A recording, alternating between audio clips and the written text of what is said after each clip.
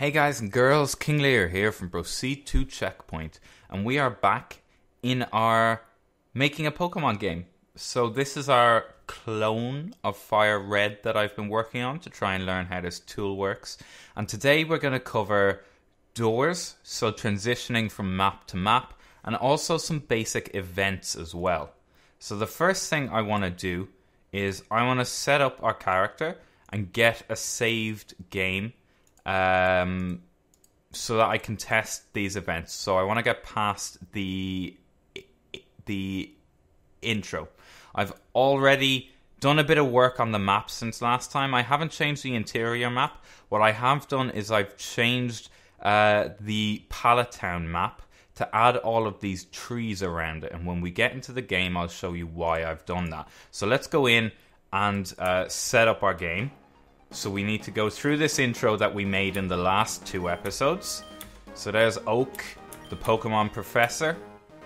There's his little Pokemon there, his Nidoran. He studies Pokemon as a profession, if you weren't aware of that. So let's tell him a little about ourselves. So we are a boy. Yep.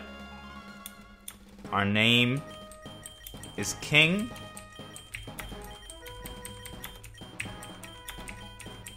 So that's us.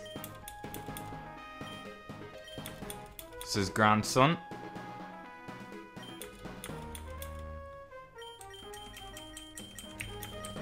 His name was Gary. No, it wasn't. It was Grayson.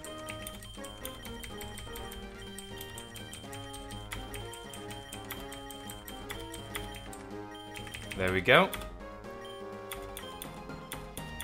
His name is Grayson. So our very own legend is about to unfold. Let's go. So here we are. We are in my room. We can walk around. We can interact with things. However, when we try to interact with anything, it doesn't work. We can't go down doors. We can't interact with anything. The map is entirely non-interactable at this stage. So what I want to do here, I want to save the game so that now we can go back, make changes to the maps, and when we go back in, we'll be in the building, we'll be past the intro, so we can just test those changes as we make them then. So this is our interior map for Pallet Town, and the first thing that I want to do is I want to add the events for the room. So obviously, everything that you can interact with in the room in Pokemon Red, I'm going to allow you to interact with here, and it's going to say pretty much the same thing. Now, I have done these events already, so what I'm going to be doing is referencing them and doing them again. So I have an identical copy of the map over here, where I have the events in place, just as reference, so I don't have to be writing them as we go through this. So the first thing we want to do is some really simple interactable events. So this is the first event. And this is when the player interacts with the console. So I'm going to copy this event page so that the text and all is copied and go back into our regular map where we haven't done this. What I need to do, I need to be on this layer, the end one on top. So this is the mapping stuff that we've covered before, and then this blue brick layer is where the events go. Now the player is going to be able to stand on this tile with the controller on it, and we want them to interact with this tile. So we want to right click and create a new event. Now this event doesn't have any switches, any variables. It doesn't change. It's going to be the same all the time. So there's no need to set up switches, variables. We don't need to put a graphic on it. The graphic is already there as part of the map. It's the NES console. We don't need to set movement on it. It doesn't move at all. The only thing we need to set is the trigger. And there's a couple of different triggers. Now, a parallel process will run continuously while you play, and every couple of seconds that process will run whatever is in the script here. The auto run trigger, as soon as the player enters the map, that event will automatically run. The event touch will run when another event touches that one. So let's say you have an NPC event set to walk. When that event touches then this will react then.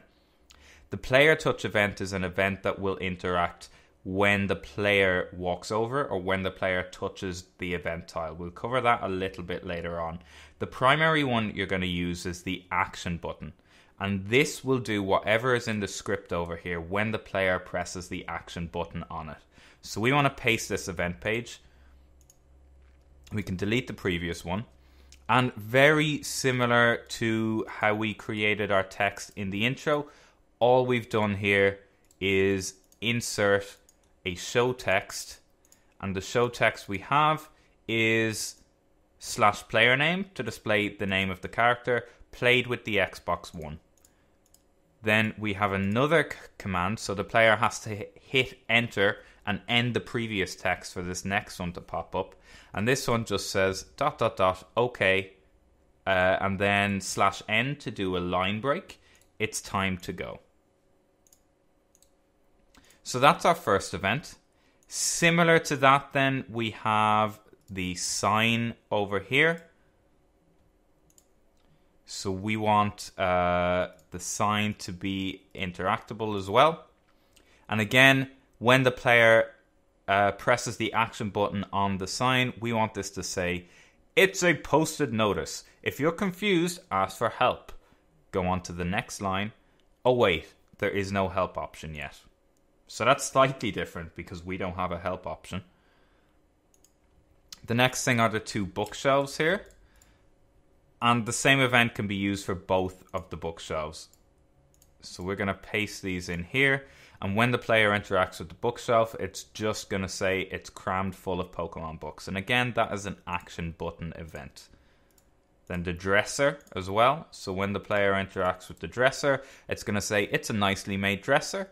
Line break. It will hold a lot of stuff. So they're the simple events. So let's run the game. And let's see if those events work now. So we've put those events in. As soon as we run the game will compile, will update with all of those new events. And because we already have a saved game, it just brings us straight in here, except those events have now been compiled. So fingers crossed, if I use the action button on this console, King played with the Xbox One. Okay, it's time to go. Same story if I interact with the sign here. It's a posted notice. If you're confused, ask for help. Oh wait, there is no help option yet. Both of these bookshelves, it's crammed full of Pokemon books. And this case here, it's a nicely made dresser. It will hold a lot of stuff. So there we go. Those events are working, and they're just simple blank events, no graphic on them. They just allow you to interact with things on the map, and all we're having them do is show a text command. Slightly more complicated one now. We're going to do the computer. So I'm just going to copy this computer event and paste it in here, and I'll show you how the computer event works now. Now, if you downloaded Pokemon Essentials, just to show you, it comes pre-built with maps. So you can look at the player's house in the Pokemon Essentials maps that it comes with, find the event you want, see what it does, and then just edit the event to see how exactly it works. So that's where a lot of these examples are from. So if we look at this event we've just pasted, this is very simple. We have a script to run, and that script is PB trainer PC. And again, it happens when the player presses the action button. There's no triggers, no variables. It just always works. So that is PB trainer PC, and that will open up the PC. That's a script that comes built in already. So you don't have to do anything. That script is in Pokemon Essentials. You just need to insert. You just need to find the script part, script, and then you just need to put in the name of the script, which in this case is PB trainer PC. Again, if we load it up and have a look at that, now that that event is in place,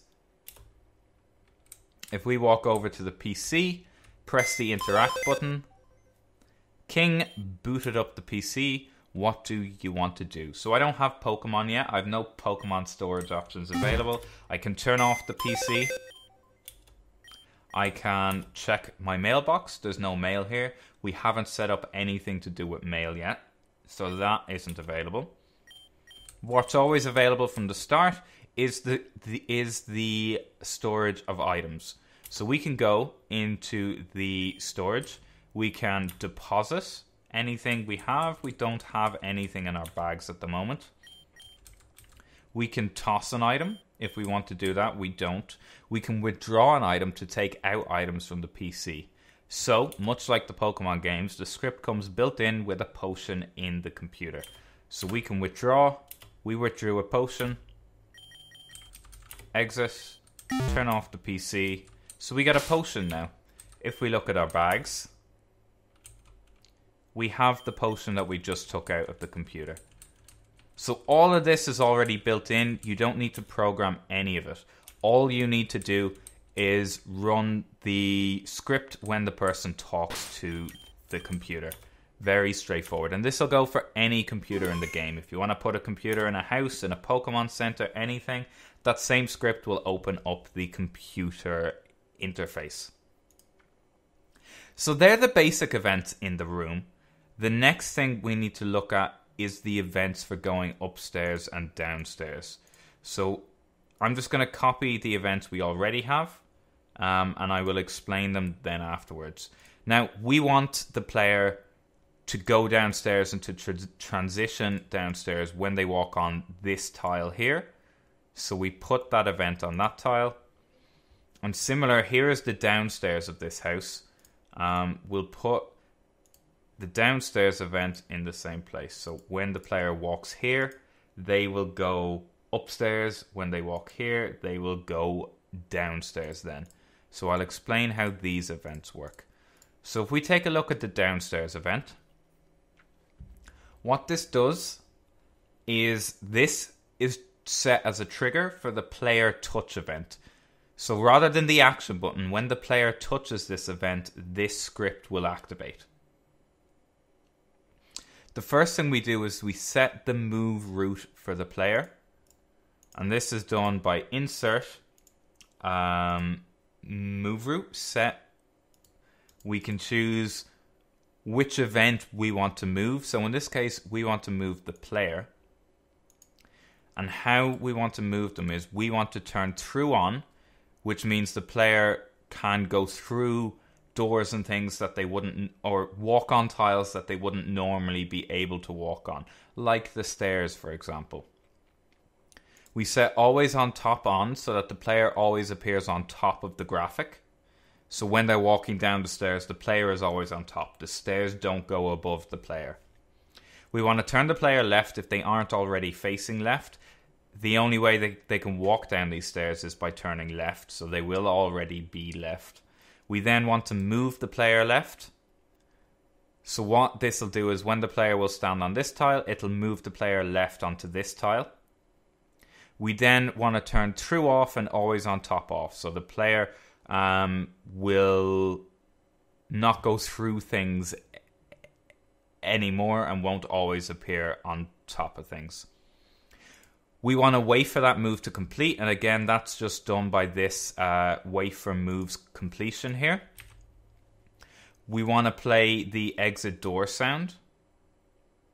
Bit weird, but it does help to make a sound when the player goes downstairs.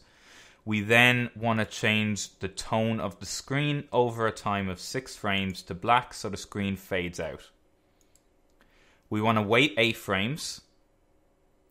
We then want to transfer the player. And again, this is done by just insert, transfer player, direct appointment is what you want here. You then click here and you can choose a map and a location to transfer the player to. So we want the player to come out here, for example. We want them to retain the direction they're facing, and we want the transfer to fade as well. So that's how that works. And then we want to change the screen tone over 6 frames back to normal. So what this does, again, this sets the player to pass through things they couldn't normally, sets the player to always be on top, turns the player left, moves the player one step left so it looks like they're going down the stairs, and then sets the through and the always on top flags off. We wait for that all to complete. We play the exit door sound. We fade the screen to black. We wait for 8 frames. We move the player to a different map. And then over 6 frames, we set the tone back to normal. So that's the downstairs. The upstairs is very much the same. So if we look at this event, the only difference here is that obviously the player is going right, going up the stairs. So instead of turn left and move left, we have turn right and move right. And again, just to show you how you set that. Set move route, we want to move the player. So if we were to type this in manually, we would turn through on. We would turn always on top on. We would turn the player right. We would move the player right. We would set through off. We would set always on top off.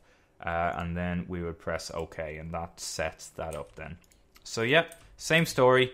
Turn right, move right. Wait for that to be done. Play the door sound. Fade to black. Wait 8 frames. Move the player to a different map. And then fade back to normal again. So if we hit play to test this, fingers crossed this works now. So everything is normal, same story as last time. We can interact with the PC here if we want to. Only difference is now if we go to these stairs, doesn't happen on this tile because again we set it to the tile over here to the left. So if we take a step left, there we go.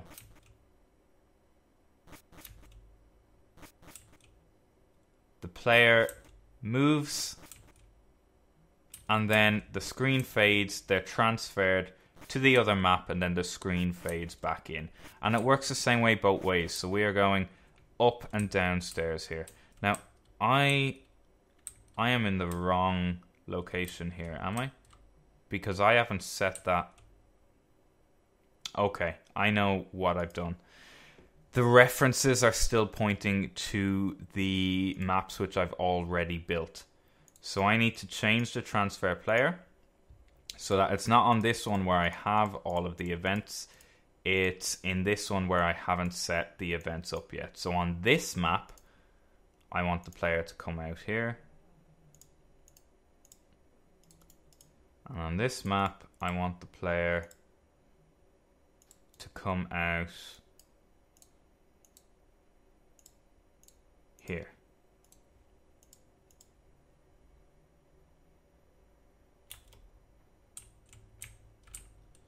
So this should work now. If we go downstairs, yep, we are in the blank house where we haven't set up any events yet. And if we go upstairs, we should be in the house as normal, where we set up our Xbox One events. So that's basic movement up and downstairs. The last thing I'm going, well, depends. I tend to keep these episodes long because there's a lot I want to cover in them. So if they're too long, just tell me and I'll split them up into parts. But I don't think half an hour is too long for a video like this. If it is, please drop a comment and tell me. So now what we want to do is we want to look at the downstairs of the player's house. Now again, very similar to previously, we have some simple events here. Here's the TV event, works by the player pressing it. It says there's a movie on TV, 4 boys are walking on railroad tracks. I better go too. The cupboards displays the text, dishes and plates are neatly lined up. The sink displays, it smells delicious. New line, somebody's been cooking here. So those events are already done. And they're just simple text events like the one we put in upstairs. So I'm just going to copy and paste these in here. I've already explained how to do them. Bingo. Now, what we haven't done is this. So I'm going to copy this event page. And then here, so we want the player's mum to be downstairs sitting at the kitchen table. So this is an NPC event then. This is slightly different. So what we need to do is right click, new event. We want, again, no switches or variables at this stage, although we will implement them on this NPC later. We don't want them to move, we just want them to be sat at the kitchen table, and we don't want them to do anything until the player talks to them. So again, this is an action button trigger. What we do want to do is we want to set a graphic. We want to look for the player's mum as an NPC. So if we go through the NPC list here, this is the player's mum. She's sitting on the chair facing left, so we want to choose this sprite of her that's looking left. We don't want to change the hue or the tone or anything like that. We just want that set to normal. We don't want to change the opacity. She's not going to be transparent. So just that plain graphic facing left. So now that event is going to have this graphic. This is what it's going to look like. As for the event itself, if we paste in the event page, very simple, very similar to having Professor Oak talking. We just want to show text as normal. So show text, and then we put our text in there. Now the text we're going to have this time, we're going to have /r because the player's mum is a girl. So we want her text to appear in red. So /r makes the text red. And then mom. Right. New line. All boys leave home someday. New text so that the player has to press enter to get to this. It said so on TV. New text again, so the player has to hit the enter key again. Oh yes, Professor Oak next door was looking for you. So this is going to display this text in red. And again, we have to put the /r in front of every show text because it only counts for the one it's on. So if we wanted to add an extra line to her, we'd have to go insert text /r. This is the extra line we added. So again, just to cover off, for this event, we set a graphic. We chose the player's mum. We had her facing left. Nothing else. She doesn't move. She doesn't do anything else right now. This is a very simple NPC event. And we have her set to the action button, and she's just displaying text. That's all. So if we preview this now and go into the game, we should be able to walk downstairs. The player's mum event is there. Again, all of these events we added are here. You can interact with the things now. Dishes and plates are neatly lined up. It smells delicious. Somebody's been cooking here. This is the player's mum. Now the handy thing about these NPC events are events will automatically turn to face the player. So we don't need to set up any of that. If we press the action key, the event or the player's mum will turn to face us. So we hit action. And here's the text that we set her up to display in red like we set it. Right, all boys leave home someday. It said so on TV. Oh yes, Professor Oak next door was looking for you. And then there's the extra line that we added in just to show you that. And then as soon as we're done talking to her, she looks away again. She goes back to normal. So that's a handy thing events have built in. They will automatically turn to face the player. Now, I want to take out that extra line. So, what's next then? What is next is getting the player to go outside. So again, I have that event done. I will copy that here. And I will paste it here. Very similar to the other event, except this time the player doesn't move anywhere. They're not walking up and down stairs. All we do is we play the exit door sound. We fade the screen to black. We wait 8 frames, we move the player, and we want to move the player to Pallet Town, and we want to move them to right outside their front door. And then we fade the screen back again. And again, this works when the player touches it. So if we test this out. So there's our mum event.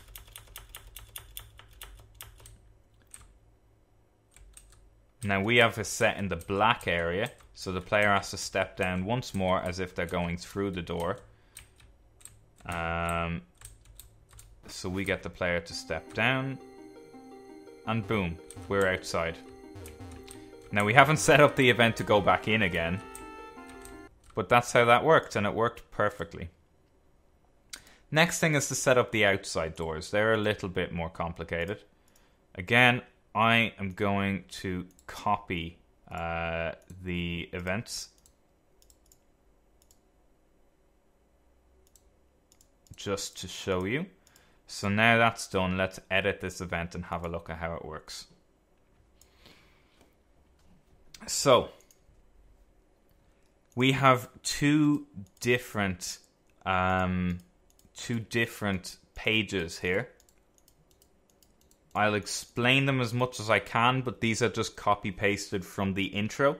So I just copy pasted these from the tutorial maps that come with Pokemon Essentials, but I'll explain them to you as much as I can. So this event runs when the player touches it, so when the player walks onto it. This second event runs when the player enters the map. So this is the event for when the player walks through the door, because they're going to stand on the door event. And this is the one for when they come out of their house into the map. So this will run when they enter the map. I'll explain the first one first. So what we do here, we play the entering door sound effect, and we move the door event. Why do we move the door event? Well, similar to a player, if you look at the door, so these are doors 5. So if we look at a sprite for a character, this is when the character is facing down. This is when the character is facing left. This is when the character is facing right. This is when the character is facing up. Similar to that, this is when the door is facing down. This is when the door is facing left. This is when the door is facing right. This is when the door is facing up. So it's a bit of a roundabout way to do these, but you can basically make the door switch between these frames by turning the event. So here, if we look at this event over here on the right hand side, so the player stands on the door. We then change the door event.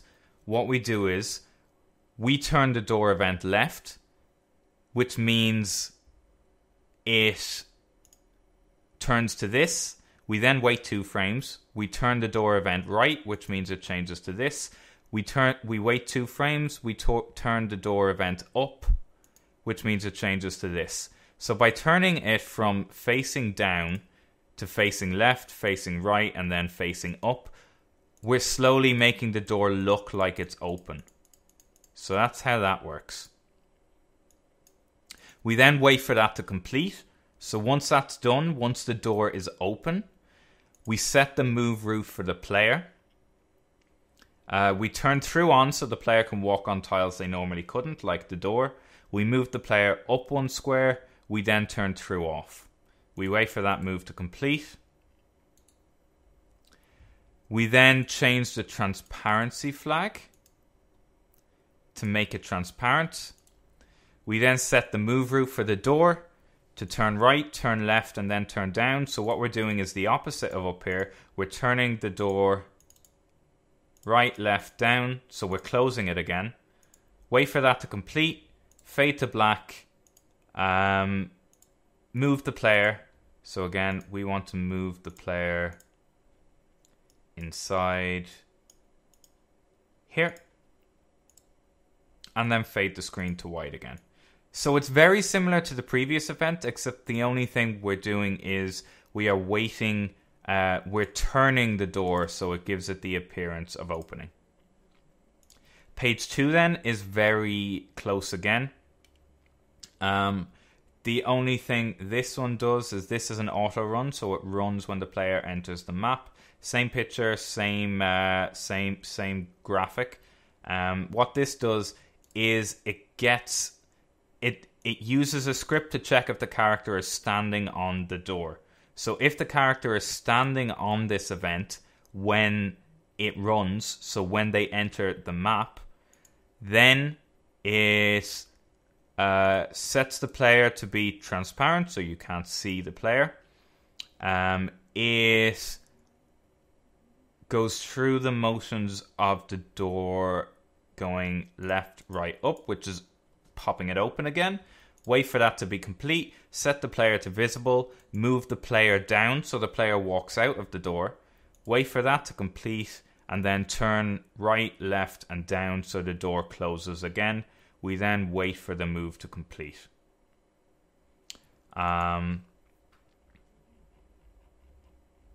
So yeah, that's how that works. So the two are very, very close. This one just runs when the player walks on it, and this one runs when the player is standing on it when they enter the map. This event is the exact same, so all I'm going to do here is set the flag so that the player goes to the right place. So this is the door to Grayson's house. So we want the player to appear there when they walk in and out of Grayson's house. The other thing we want to do is use the same exit event for Grayson's house, so that when the player walks out of Grayson's house, they arrive here, outside Grayson's house. So if we run this now, you'll see how this works. So if I pick continue, you'll be able to see we walk out of the door opens, the player walks out, the door closes. Same story if we walk onto the door opens, the player walks forward, the door closes. And again, it just transports us between the maps during a fade. And that is how that works. Very, very straightforward. Now, the other thing we want to do is we want to make the outside of Pallet Town interactable. Now this is going to be very quick, because it's just using event types that I've already showed you, so I don't need to explain them in a huge amount of detail. If we go to our Pallet Town map, mailboxes, they're literally just an action command that says player name's house, or in the rival's case, V26, which is the variable we stored the rival's name in from the previous episodes where we covered the intro and setting up a rival. So we just display their name and then house. So let's put these events in place. Again, the signs work the same way. Action button, when the player interacts, they just say, this one says Pallet Town, shades of your journey await. This one says trainer tips, don't pick Pikachu. This one says Oak's Pokemon Research Lab. So these are just normal events showing text. Nothing special about them at all. The only other thing is, again, we have a girl standing here. She has the girl graphic. She's facing up. And we have her, again, in red text say, signs are useful, aren't they, when the player talks to them. Set up the exact same way as the player's mum.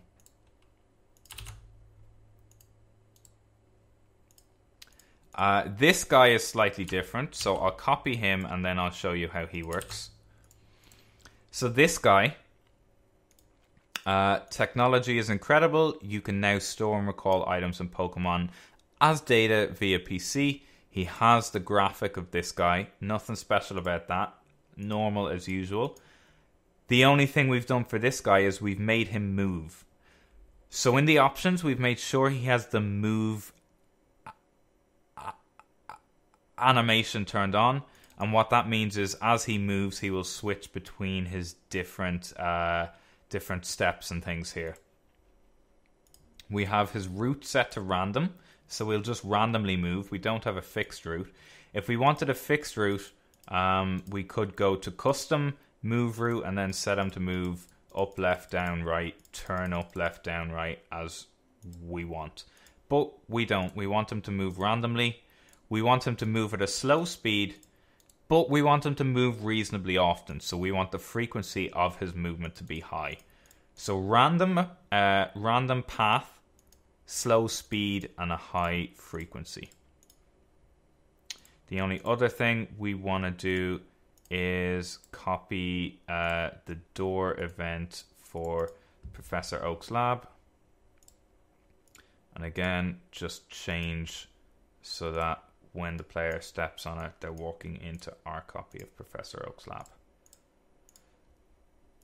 Exactly the same event as the other door. The only thing we've done is pick a different door graphic. That's it. It works the exact same way. And then we'll copy the event to get the player out of Professor Oak's lab. We don't want it there. We want it there. Which again is exactly the same as leaving the house. It's the same event. And we want the player to come out here. So let's test all that now. So if we load up our game, we're outside here. Our signs are interactable. Our mailboxes are interactable. That's King's house. This is Grayson's house. Our guy is moving randomly. He's moving at a slow speed, but he's moving reasonably often, so he's moving at a high frequency. And if we talk to him, he says the lines we have given him. The girl, when we speak to her, she says the lines that we have given her. And Professor Oak's lab, if we interact with the sign, it says exactly what we've told it to say. And again, the doors work the exact same way as the other doors. Exactly the same. So, finally for this one, and this has been a long episode again, I'm afraid most of these will be, so I apologize about that. I just want to cover everything I can. The next thing is Professor Oak's lab. Very straightforward. The bookshelves just say it's crammed full of Pokemon books, and that's what all of them say. So all I'm going to do is put that event on every single one of the bookshelves so that when the player interacts with the bookshelves, it says that. We have 3 different people here. Each of these is set to move in a different way. So I'll explain those to you in a moment. So the first one is a girl here. We have her skin. We have her set to be an action. So when the player talks to her, she says, Professor Oak may not look like much, but he's the authority in Pokemon. Many Pokemon trainers hold him in high regard. Now we have a custom move route set for her. And her move route is move up, move up, move down, move down. What does that mean? Well, if she is here, she moves up, she moves up, she moves down, she moves down. Actually, I could probably add another up there, which means I need to add another down. So she will move up, up, up, down, down, down. So she's just going to walk up and down here. We want her to move slow, and again, we want her to move at a high frequency. These guys, Professor Oak's aides, again, player interacts with them. They say, I study Pokemon as Professor Oak's aide. They both say that. These guys have a custom move route as well. These guys don't move though, they only turn. So they turn up, they turn right, they turn left, they turn down. That's it. So they just turn. This guy is set to turn slowly and at a low frequency. This guy is set to turn slowly but at a high frequency. The reason I did that was because if they both turned in sync, it would look really, really weird. So setting one to low frequency and one to high means that they move at different times, so they don't look like they're trying to copy each other. The only other thing I've done here is these events, again, they're just to allow you to interact with the things in the lab, and they just show text. So this one says lights in different colors flashing on and off when you interact with this machine. This machine says the exact same thing. This computer If you remember from Pokemon Red, when you interacted with the lab and with the computer in Professor Oak's lab, it didn't work like a computer. It just said, there's an email message here. Finally, the ultimate trainers of the Pokemon League are ready to take on all comers. Bring your best Pokemon and see how you rate as a trainer. Pokemon League HQ, Indigo Plateau. Professor Oak, please visit us. Desperate bastards. So we didn't put a computer script on this one. We just had this machine then, when the player interacts with it, what could this machine be? Better not mess around with it. And it says that no matter what angle you interact with it from. The only other thing then is Gary. So we put Gary in here. And again, he is literally just a graphic, an NPC standing there. And he has the text V26 to make him display his name. So whatever we've called him. And then he says, what? It's only player name. Gramps isn't around. I want to call this event Gary because we're going to need to reference this event later. But for now, that's all he does. Before the player gets his Pokemon, Gary just stands there. The only other things then are the Pokedexes. These are very slightly different, but not hugely, and the Pokeballs.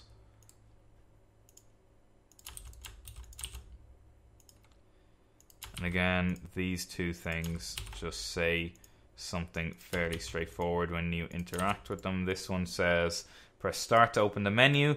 This one says, the save option is on the menu. Use it regularly. You have been warned. What's different about the Pokedex and the Pokeball events is if that event wasn't there, there's nothing on the table. So again, this is just at this stage. We will obviously need these later, but I'll cover off how to do them when we get to them. At this stage, all the Pokedex does is it's sitting there on the table, you can talk to it, and it says it's like an encyclopedia, but the pages are blank. Again, it's just an action button, it doesn't move. The only difference is this has the graphic of a Pokedex. Now that is part of the tile set, that is not a trainer graphic or anything like that. So here where we picked all of the NPCs and things, there's not a Pokedex in here. Instead, what you need to do is click on tile set up here in graphics, and that will open up all of your tile sets, and you can then choose a graphic from the tile set you're currently on. So we're using the inside tile set. So if we click on tile set, it will give us our inside tile set. And then we can pick a tile from here to use as the graphic for the event. So in this case, we want the Pokedex. The Pokeball does have a graphic. It's object ball. We could change its color if we really wanted to. We don't. We just want a normal Pokeball here. And again, at this stage, all you do is interact with it, and it says these are Pokeballs. They contain Pokemon. The only thing we haven't done then is Gary's house. I'll just copy paste these events out of Gary's house. Again, these are very straightforward. You interact with them. They just display text. Nothing unusual about them. The only different things in Gary's house is Gary's sister. But again, this is just an event with a girl facing right who says, hi, player name, my brother, rival name is out at Grandpa's lab. And then this is an event that's set to have, again, a tile set. And the tile it's set to use is the town map. And it just says it's a big map of the Kanto region. Now this would be useful. That's all of the events for Pallet Town set up. So let's do one last test and then this video is done. Apologise for how long it's going on. So we've looked at all this. There's the guy moving around. We talk to him. He says what he's supposed to. We go into Gary's house. The things are interactable like we set them up to be. Gary's sister is there. Hi King, my brother Grayson is out at Grandpa's lab. It's a big map of the Kanto region. Now this would be useful. Now if we go into the lab, we can see this girl should be walking up and down. Yep, she is. Yep, walking up and down. Professor Oak may not look like much, but he's the authority in Pokemon. This aide on the left should be turning. He is. And the guy on the right should be turning at a different speed. He is. So it doesn't look as weird. They're not in sync. And again, the bookshelves, interactable event like we set them up to be. Gary.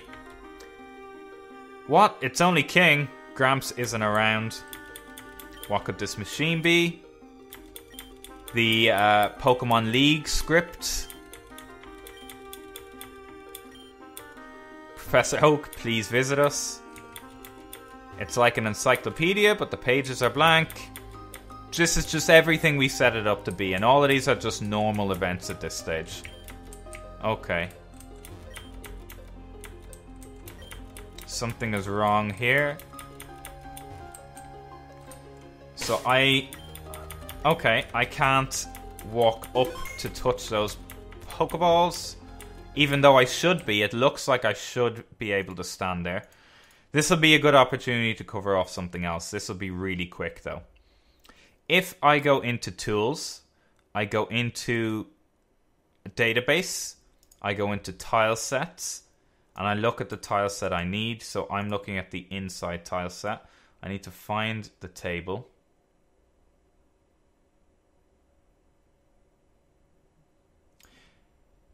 You can see which tiles you can walk on and which tiles you can't walk on. So the X's you can't walk on, the circles you can. So there's two tables here. I think I've used this table when I should have used this table because you can walk on the edges of this table. Very easily fixed.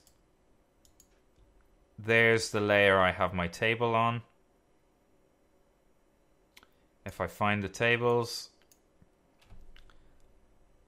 I want this table instead. Run the game. There we go. Those are Pokeballs. They contain Pokemon. That's that. Those are very, very basic events. I've showed you how to set up an event. I've showed you how to set up a simple NPC that moves around. And I've showed you how to set up doors. That's a lot to cover in one episode. But our Pallet Town is looking pretty fleshed out at this stage. Next time I'm going to cover maps. So I'm going to cover off how to set the meta data for a particular map. And also how to make your map look nice, whether it's daytime or nighttime. So that's what I'm going to cover in the next episode. The episode after that then, I am going to do picking your Pokemon and the event that leads up to that point. That'll be a very long episode. I might have to split that into two parts because there's going to be a lot of scripts and variables involved. But this should give you an idea how to set up NPCs and doors and movement around different maps anyway. Thank you very much for watching, guys. As I said, I'm doing this as I learn. I pretty much make the maps and the things I'm going to talk about in advance so that I've done them and I know how to do them. And then I talk you through the process I took to do them. There's a lot of things I don't know how to do yet, so I won't be able to cover them until I learn how and I actually build it into this myself. But if there is something you'd like me to cover, maybe step out of the order I plan a bit because you really want to know how to do something straight away, let me know, and if it's something I know how to do or I can learn how to do, then I'll help you out. Hit subscribe if you're interested in this. Keep an eye on some more Pokemon content coming out in the future as we build this Pokemon Red clone as I learn how to use Pokemon Essentials. And I will see you next time on Proceed to Checkpoint. Bye bye.